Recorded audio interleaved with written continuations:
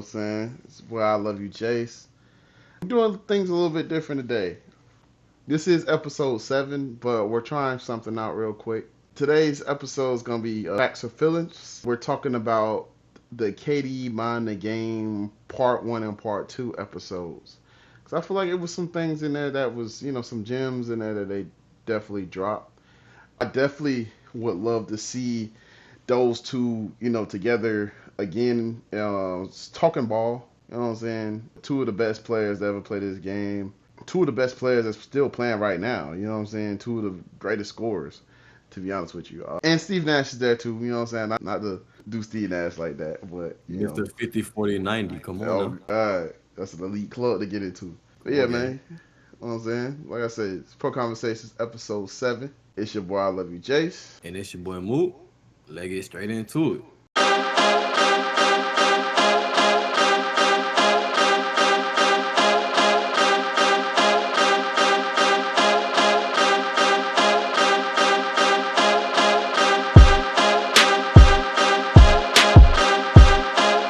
One of the first things that they end up talking about was, we could say the evolution of KD from when he first got to the NBA with the Supersonics and how his game was really one dimensional, if you want to say, because he was just, coming off pin downs, just catch and shoot, just what he was just used to. Let me not fuck up on my words, but just what he was used to, coming out of Tech and Oak Hill and all that shit. Just being the guy, as soon as I get ball, I'm just going up straight into a shot, not even taking that many dribbles and things like that.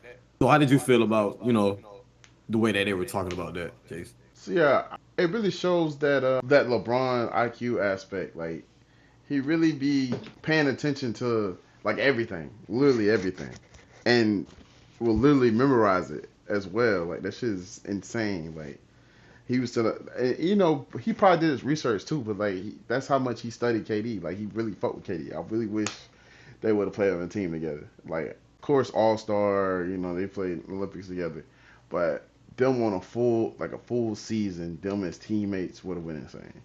To be honest with you, but yeah, it just shows how much work he put in because yeah, he dead ass could just he had the awareness like he's you 7 feet tall and you got the efficiency to pull up a mid range or a three. You know what I'm saying? But it's just the awareness, like, bro, I can even get deeper into this bag, bro. Like, there's more dimensions I can add into it. I can get this handle going. You know what I'm saying? I can start doing these fades. I can start, meshing more with the offense, shit, making the offense revolve around me more so than me just fitting in type shit. So I fuck with that. You know what I'm saying? It just shows you his shit on KD part. It shows you his IQ of the game. You know what I'm saying? But it goes into like basically what you got from that, like that whole talk right there was basically give you insight on the different play styles he was able to play throughout his career on those different teams. Like how he played on OKC is totally different how he played on Golden State, which is totally different than how he played on the Brooklyn Nets. All three different aspects of KD. So yeah, I definitely enjoyed hearing that and seeing that it broke down. Well, what about you? Yep. Excuse me. But you already know, as a, KD been my favorite player, you know what I'm saying? Since I started real deal, like, What? in I depth ain't watching this even shit. know that, bro. What the fuck? So KD. I be like, don't get me wrong, like I wasn't glued to the TV when that man was or nothing like that. You know what I'm saying? But when I was, you know what I'm saying, older and I went, you could definitely tell, you know what I'm saying, he definitely later on, like after his rookie season, you could really see the progression year in and year out. Kind of like how we were talking about with like in Austin Reeves from a couple episodes ago, like year in, Yeah. year out, like you see this production. So why the hell when you pay this man? But we seeing this production and he efficient with this shit. Goddamn, he shit, like we were talking about earlier, he coming off these pin downs, you know what I'm saying? He not just finna fancy pull up.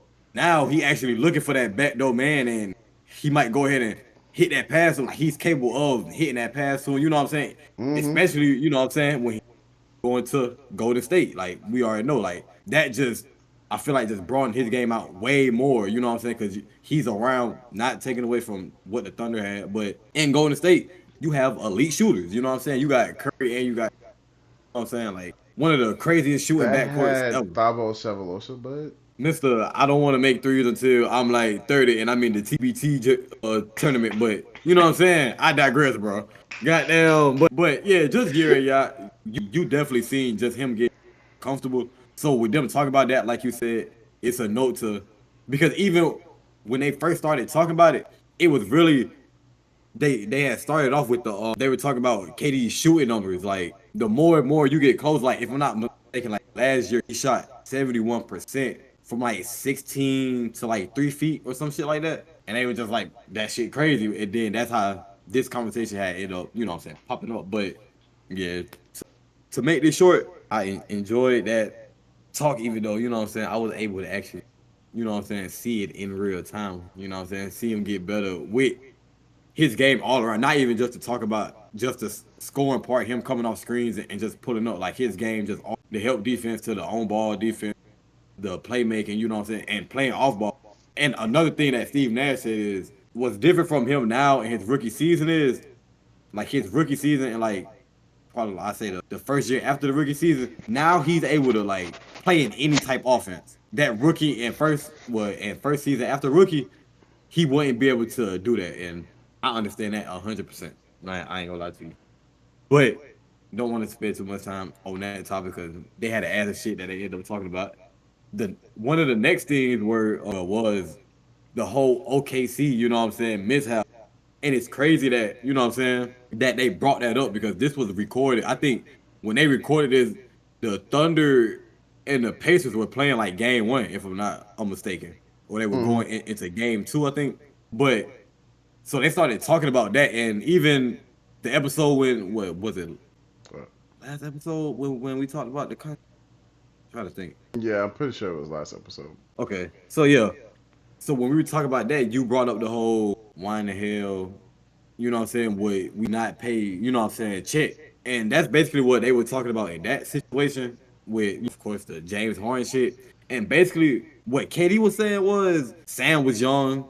He was kind of giving him the benefit of the doubt, like he was just young. And the major thing that he said was that they flipped at like a peak that they didn't think that they would reach. Like them going to that finals was like something that nobody around them expected. So when it came to the negotiations for the money, it was like I didn't expect y'all to, you know what I'm saying, do this. So in my opinion, he kind of, you know what I'm saying, bailed out Sam. Me personally, I feel like it's crazy, but I'm gonna get more into my take. How did you feel about that, Jace? I ain't gonna lie, man. Those that like just finding out the information that I found out like recently about Sam Presti is crazy. Like this nigga was real deal rapping, bro.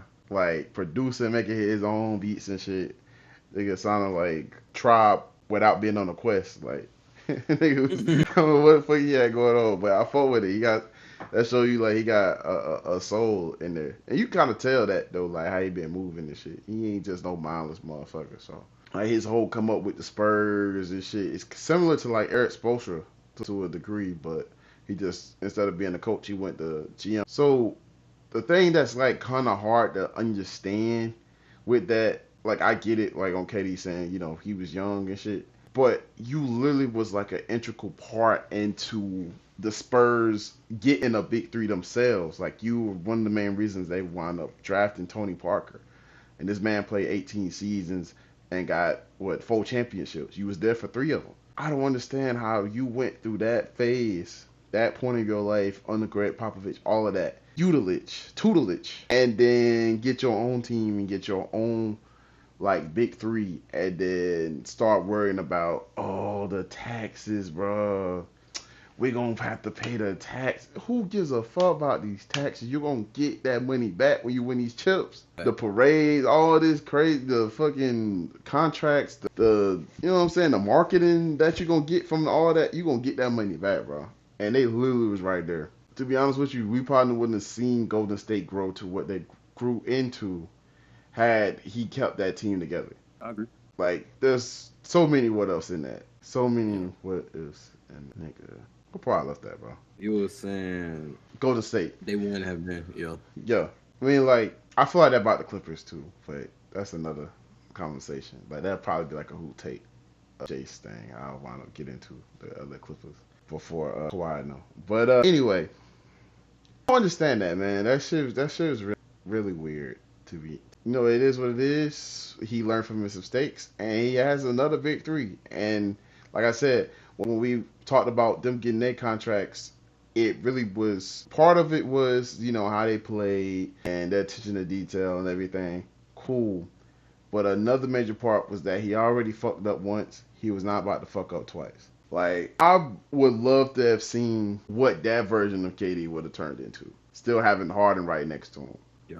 Him not feeling the need to have to leave OKC and stay in OKC damn near his whole career. Harden stayed in OKC damn near his whole career. Well, they, what I'm saying, they probably be just as beloved as Russ wound up being. Even, he wound up getting that trade to the Houston Rockets and shit. And they still love that nigga in that city.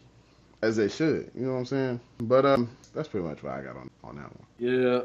Yeah, that shit was crazy, especially like when that shit like happened with the whole Harden shit and I'm trading that nigga for goddamn Kevin Martin and Jeremy Lin, one of the best 2K fucking players of all time, nigga. no cap. But yeah, even in real time, like when that shit happened, don't get me wrong, I was oblivious. I was like, bro, fuck it, bro. We got Kevin Martin, bro. We good, gang. But Hell I don't know why I no. thought that. I don't know Oh why the fuck I God, thought what that. I don't know. the fuck? This is one of the takes that Moo got that Shit. aged like milk, bro. But yeah, goddamn. But yeah, that shit was crazy, bro. Like letting Harden walk like that, bro. Like, but like you said, it looked like he done learned from his damn mistakes, cause shit, he made sure to pay them goddamn 3 boys that's dead on. So he definitely learned from his mistakes. But like you said, bro, looking back at that shit, like that's definitely something like a big ass what if. Do Golden State reach them heights, bro?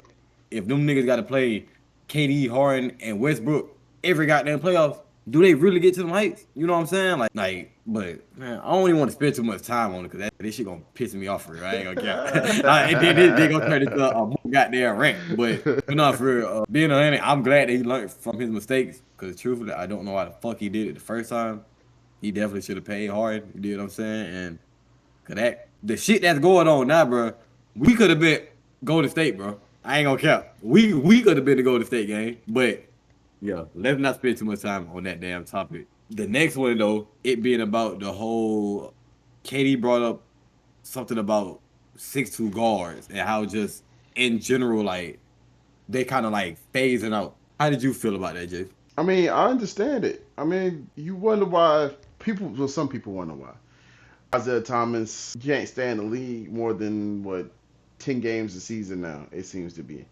He winds up getting picked up from a team. He's gone after the 10-day contract, and then he's back in the G League, and he's on the way back, and he's looking healthy again. And then same cycle, new team, and it just keeps happening ever since he got injured. And it's because the game is evolving. You know what I'm saying? Everybody's getting athletic. We're about to get into that next. We start talking about that, but defenses are getting better.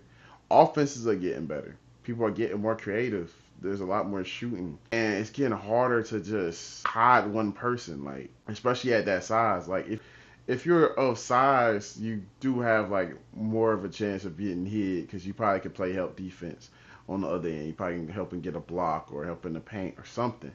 But if you're small, and then you're going against guards that are now 6'4", 6'5", 6'6", 6'7". You know what I'm saying? The motherfucker in Brooklyn is 6'8", 6'9", like the Igor motherfucker. So you got that coming into play. And then you got motherfuckers bringing up the ball like Giannis, who's probably going to play point guard this year. Fucking Wembanyama's coming up the court. LeBron's coming up the court. Like, there's no room for that. Like, if you're not, I get what you're saying. Like, if you're not that high elite level, scoring savant like a Kyrie, the person I would have probably said like next to Kyrie, I ain't gonna say above Kyrie, next to Kyrie would have been like Curry or something. You know what I'm saying? Curry, you got Ja, you got Jalen Brunson, you got these players that's around that short height, but they got a bag on them. They got a reason why they on the fucking court. And not to say Isaiah Thomas doesn't have a bag on him, but I feel like you can get it's more of that to go around with other players that are, better than him, to be honest with you. And then like his other argument was even if you don't have that bag, you still got that defense. You can lock a motherfucker down. You know what I'm saying? You kind of brolic like a Drew Holiday. Marcus Smart. You know, then you really get in there. You know what I'm saying? You need motherfuckers like that all the time, especially in this league. Boy, you need a motherfucking Lou Dort. A motherfucking, what's the nigga name? Back in the day, we talking about OKC. Andre Roberson. Let's go. You need a motherfucker like that, man. And nowadays, yeah, you do need to start hitting those threes.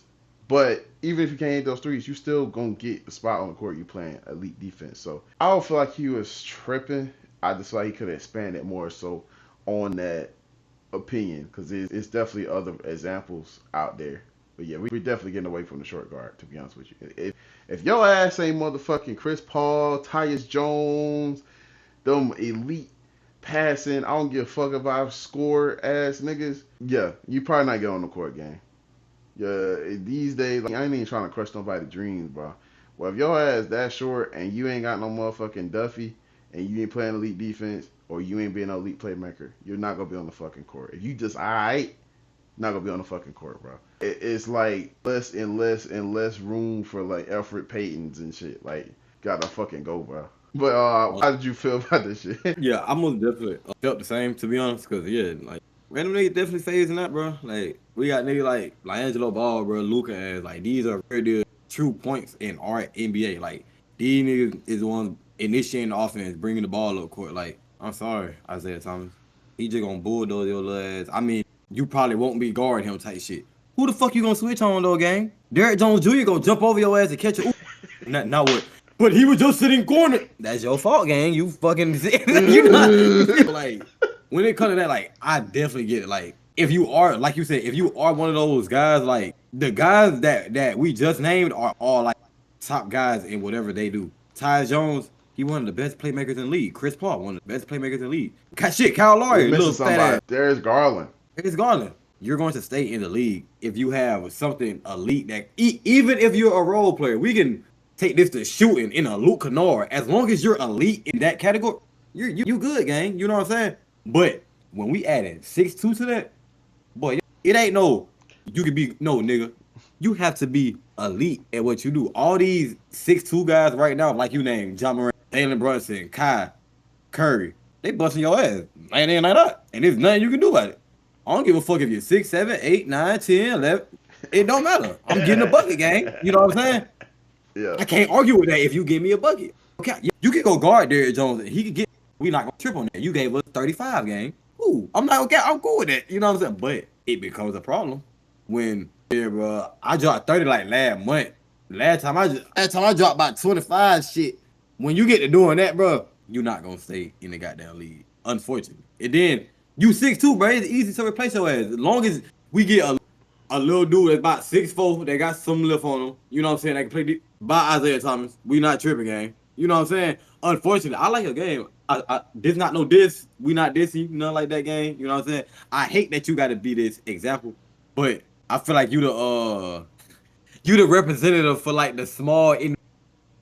I'm sorry. Like if niggas had to talk to, I'm going on to him. But yeah, all jokes aside though, like I agree because like I said, these guys that are like 6'2" and shit, Ja ass is athletic as fuck. You know what I'm saying? So he able to, if he got a switch on Derrick Jones, he can jump with Derrick Jones. I ain't gonna get it. If all you want to do is dunk, okay, cool. I can jump with you. I'm an athlete, but IT, you can't. So yeah, to keep it short. But like you said though, I do feel like he could have expanded a little bit. You know what I'm saying? Because it's more. You know what I'm saying? It's more than just.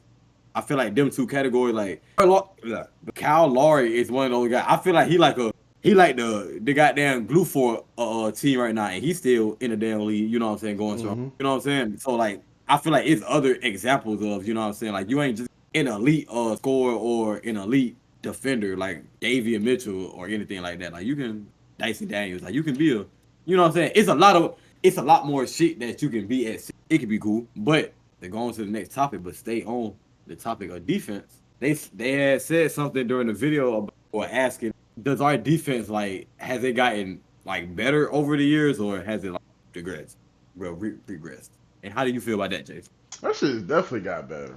But it's all due to like coaching, like and having that consistent coach on that team. You don't get elite defenses when you keep firing your coach.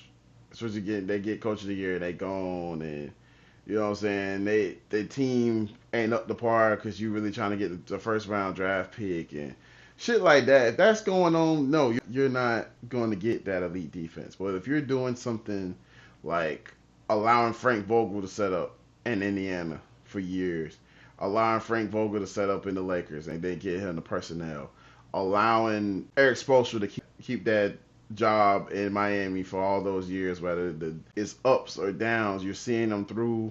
You're getting him the right people, giving him the right pieces, whether they are top level player prospects or they undrafted and we ain't never heard about them until they put on that fucking Heat jersey. Like, when you're doing shit like that, that's how you get elite defenses that you have now that can evolve and all that. And analytics is a big part of it too, but it's also the eye test. It's also studying, you know what I'm saying? The eyeball test. And it goes back to that coaching aspect because Erik Spoelstra's seeing some shit in his years. Some elite motherfucking basketball throughout these goddamn playoffs, through these goddamn finals he's been in, and had to go into these real deal chess matches to where the point his IQ is top level. Like, he probably seeing eye to eye with Braun or Popovich at this point. Like, for shit show. So, yeah, like, the defense definitely have been getting better. I love to see it because how the defenses go, how the offenses got to go. Because niggas got to score. It got to happen. That's one of the best parts of the game where the casuals come into. Casuals ain't trying to watch. Like, one of the things that do not get played as much is Kevin Love locking up Curry. Niggas don't play that clip like that. But that's one of the biggest parts of why they won that fucking finals. You had the block, the shot, and the stop. All by the big three in that fucking series. That's why, to me, this is facts and feelings. Still episode 7. But to me, that's why it's the best finals ever. It's the best finals like I've ever seen with my own two fucking eyes. And arguably the best finals that's ever happened. Because of shit like that. That's your big three showing out in this clutch ass moment. We've never seen Kevin Love play defense like that before. We damn sure ain't seen that nigga play defense like that since then. That's some elite level shit that comes with the IQ, knowing your personnel, and being able to lock in. But yeah, like, you got motherfuckers like a couple seasons ago, motherfuckers like Jared Vando up here guarding Curry full court and shit. We didn't have that shit going on a few years ago. Not no motherfucker doing that. Like, niggas ain't even had a mindset to set up a scheme like that on a short nigga like that. Usually was putting, you had fucking Norris Cole and goddamn Mario Chalmers on Jeremy Lin to shut down Linsanity and shit. But the common thing with that, you know, another Erik Spoelstra team. You know what I'm saying? Sorry, that nigga. Erik Spoelstra need to get his motherfucking flowers. He's one of the best coaches we've ever had. I don't give a fuck what happened last season. I don't give a fuck what happened the season before that. One of the best coaches we ever fucking seen. Nigga need his motherfucking flowers as soon as possible before, you know, he eventually probably get the boot or he move up and take Pat Riley's spot. But yeah, how you felt about this shit? Damn. But yeah, I did feel like shit. Okay, so I do feel like the defense has gotten better, but I do feel like it is a lot based off of we have a lot more athletes in today's game. Like with the sports medicine and just everything, you know what I'm saying? Have now. And then I'm not gonna lie, I feel like we have more big guys who can get low and switch. You know what I'm saying? Like during the playoffs, when that final shot was going up, AD was that defender on Jamal Murray. Don't get me wrong, those shots went in, but it was literally one of those fucking scenarios where it was, bro, great defense, better offense. You know what I'm saying? You can't do shit about that, but do the shit over again and hope he miss. You know what I'm saying? So even Jaren Jackson, Bam. You know what I'm saying? Like we have more guys who can. They can't just pick on our big man, even if he got to pick up at 3. He can guard you, gang. You know what I'm saying? So with that aspect, then all the damn zones, 1-2-2, all this crazy shit that these elite coaches like Erik, you know what I'm saying, Frank, that all these guys are running. It's like, and then the athletes, how the hell isn't the defense, you know what I'm saying, getting better from when, you know, not to take away from, you know what I'm saying, what that time gave us, but from back in the day when you had your damn 2 big men, you know what I'm saying, they were in their little sections by the paint, and then you was, you know what I'm saying, like we knew what was going on. We knew where these players were going to be, you know what I'm saying, play in, play out. Like, it's not like that no more. You can have Shea to begin, and you can run all the way to the right wing, left, and you can have Chet right in front of you, and he can guard your ass like, you know what I'm saying? Like, we didn't have a lot of that. Like, Tim Duncan was a great defender, but shit, hey, y'all get his ass to that 3-point line.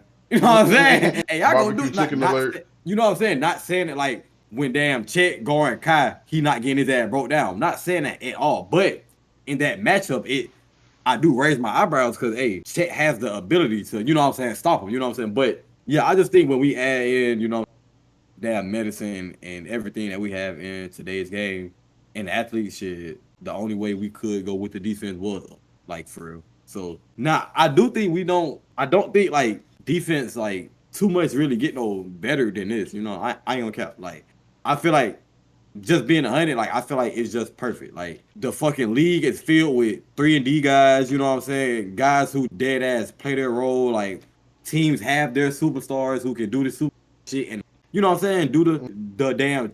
It's more Tony Allen's. I feel like in today's, you know what I'm saying, NBA and shit like that. Like not saying he just defensive. They just converted niggas like that into, hey bro, lock him up, run to the 3, hit that bitch. We good. You know what I'm saying? So yeah, I definitely think that we got better in the defense department. Even though all the old niggas tell you different. Don't listen to them boys, man. They just be hating that everybody can shoot the 3 now. But Oh God, bro. one of the last things that they end up talking Back in my about. day, bro, we only had a nigga named Chuck Duster, bro.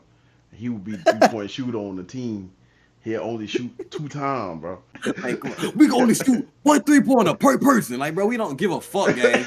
We can all shoot it now. Sorry. Just embrace, bro, the new NBA, bro. Stop all that hating shit, bro. Damn. But one of the last things that they end up talking about, though, was, of course, with Nash being there, the whole Nets tenure. I'm going to go ahead and let you go first. Man. You know what I'm saying? Go ahead. It was interesting to hear, like, you know what I'm saying? He felt like it was just them two locked in. I was like, damn. Like, no Kyrie, no Harden, no nothing. None of that shit got brought up. It was just, you know, I felt like it was just me and you on the same page. I felt like it was just me and you that wanted to be there and win. I was like, all right, that's not what I thought. They didn't really respect Nash as a coach. Like, they wanted him to be in there at first. You know what I'm saying? But then you also had... That shit was loud as fuck. You also had Kyrie saying shit like, "You don't need a coach. Like that's how good this team is." Shit like that. And it's like, man, what the fuck? And then you hear like shit afterwards, like he didn't get an opportunity to really coach. And you know that's part of the reason why they brought the Antony in and all this other shit. You know what I'm saying? Going over his head, and then you hear the reports of they didn't even expect to even have this big 3. They kind of was just gonna coast they way through the fucking years, I guess. I don't know, or Bill Young or whatever. And then Katie and Kyrie made a decision to come over there. And that's how shit just never really worked because it was never meant to be in the first place. They were trying to make their own shit. And it probably would have worked if had they went to a team that was like wanting that from them. Or, you know, it was a team that one of them was already on and already had a base set up. Similar to like who would I say? Oh, but shit like the Miami situation. Wade already had a base there, already had won a championship there, so it was easier for them to form the big 3 over there, or Golden State when KD goes over there. It's already a base there. At least one player is already in the door. You go over there. They went to a whole new team and tried to build some shit from scratch, and them niggas never really wanted it in the first place. So on top of that, you had like weird shit going on, like the COVID shit with Kyrie and him refusing to take the shot, even though other motherfuckers didn't have to take the shot. They just walk in and out. And then them suspending him from that. And then him wanting to get away from the drama that was the Nets and them basically getting in trouble, him getting in trouble for that. Like basically doing PTO, but it's really him trying to go. Other motherfuckers do this in the NBA. Like he's going to family birthdays. Like, what the fuck? I can't go to a motherfucking birthday of somebody in my family I'm really close to? Like, that's crazy. Motherfuckers do that every day. And be on losing teams or teams where they actually need to win these fucking games and they taking days off. So, that and then the fucking Amazon shit that happened with Kyrie, like, it's just, the front office, like I said, I keep saying, like, the front office was not prepared to have that team from the fucking jump. And from that aspect, I get it. But as far as on the court, I felt like Kyrie and Harden wanted to be there. Even though there was reports of Harden saying he always wanted to be a 76er, I don't really believe that. You had the opportunity to be there in Brooklyn, and it's you, KD, Kyrie. Y'all only played 16 games, and 16 all them fucking games y'all went fucking crazy. Y'all went like 13-3, but still, nigga, y'all still went crazy. Y'all could have won way more than that had y'all been able to stay on the court together. So I just hate the fact that it broke up so early. Me and Kobe talked about that shit a lot, especially when it first got formed. We was watching the first game they had against the Celtics, and that shit was insane. We're looking at an amalgamation of different shit. Some of it looked like Golden State, and some of it looked like Houston Rockets, and then some of it was, me and Kyrie, KD Kyrie gonna do just the ISO shit. And then, you know what I'm saying? And it goes back into team ball. It was beautiful offensive basketball, man. Beautiful offensive basketball. And I really wish we got more of it. That's one of the biggest what ifs in NBA history, to be honest. And it wound up being a fucking dud because the niggas couldn't be on the court at the same time. One of the most memorable moments that I didn't think would be a memorable moment, but it wound up being, and it still is to this day, is that same thing with you, is that fucking Nets Bucks series. That shit is insane. And especially that game 7. Like, I'm out bowling thinking nobody, like, that shit is insane. To set the scene, I'm out at a bowling alley. I'm with my family. I'm watching the game. Let me say that. I'm watching the game. Motherfuckers is around getting drunk. The game is on the TV. Motherfuckers is not watching the game. It got to that fucking fourth quarter. Niggas is locked in. Everybody and they fucking mama, the little babies, the cousins, everybody thought that nigga KD hit that motherfucking 3, bro. Bro, when that nigga, they showed the replay and they showed that nigga toe was on the fucking line, bro. You heard everybody in there be, oh, what the fuck, dog? like it went from like one of the loudest like cheers I've heard in an outdoor setting to like one of the biggest groans I've heard in the outdoor setting. Like, that shit was insane. And by the time they got to overtime, that nigga was gassed out. Like, I used to sit up and try to think, like, damn, what the fuck happened to Joe Harris? That series is what happened to Joe. Joe Harris was the fuck up out of there after that series. That nigga wound up in Detroit, grew his hair out, and get no fucking playtime for real, and was gone. He probably retired by now. I gotta look it up. No disrespect to Joe Harris, but it's just like, nigga, this is what you're here for. I don't have Kyrie. I barely got Harden. He's just Harden. That's just his name at this point. It ain't him as a player on the court right now. So I need somebody else to step up. My second best player cannot be fucking Jeff Green. No, this is just Jeff Green. I love Jeff Green. But my second best player cannot be Jeff Green. My third best player can't be Blake Griffin. Like, what the fuck are we doing? What the fuck are we doing, dog? So yeah, I love that they talked about that shit, and then you see Kyrie saying that he was about to react to it as well. So I'm really interested on where this goes. No, thanks. I don't know why every time I talk I have to cough, but okay. So with this whole that shit, bro, you already know how I feel about it. But I think just from the front office and the injuries, bro, niggas just couldn't catch a break, bro. Cause it's like you said. The boys played 3 seasons together and played 15, 16 games together.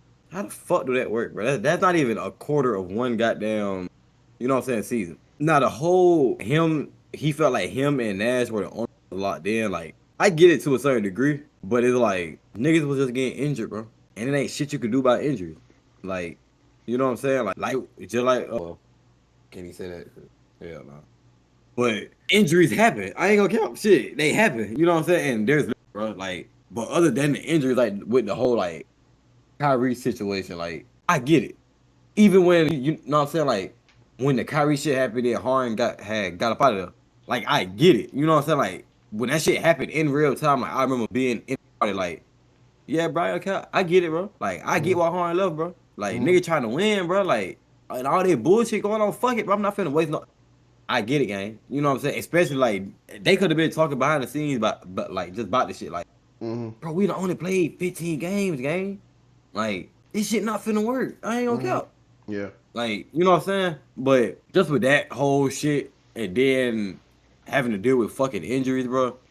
back to back. As soon as one player get back, another one get injured. Soon as, you know what I'm saying, he get back, the front office not being goddamn ready, only expecting, you know what I'm saying, just KD for real, and then fucking Kyrie and Harden just spawn just out of nowhere. Like, niggas wasn't ready for that game, you know what I'm saying? So, it was just, I feel like, it was just a lot of shit going on at once. Wasted some prime years of them boys, goddamn, because we could have definitely seen some crazy shit if they had got the chance to actually play together and us not seeing, hey, y'all, KD and Kyrie playing this game. Hey, y'all, like, you know what I'm saying? So, fuck injuries, man. You know what I'm saying? And I ain't gonna cap. I'm gonna say it. Fuck the Nets front office, too, bro. Because what the fuck, bro? If folks are coming into your arena and they don't have the COVID shot, how the fuck are you mad that one person on your team doesn't want to take one of the best players on your team doesn't want to take it, and you out there be just like, all right, bro, you gonna sit, bro. Even the mayor of New York said, hey, bro, I ain't gotta have no, and you still, that's some hating ass shit, gang. No, bro, he gotta take it, bro. You know what I'm saying? Like, that's some hating ass shit, gang. But, bro, that net shit, bro, it could have been a whole lot better than what it was. To be honest, I ain't gonna care, bro.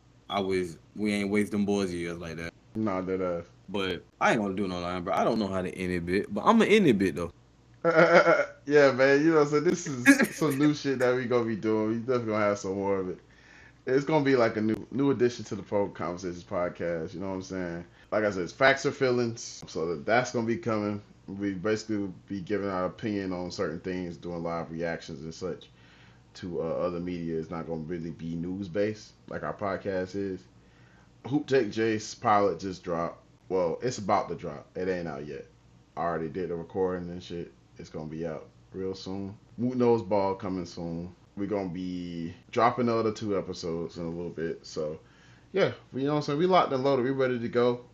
You know what I'm saying? So like, comment, share, subscribe. And you know what I'm saying? This is your boy, I love you, Jace. It's your boy Moot, and we up out of here, gang.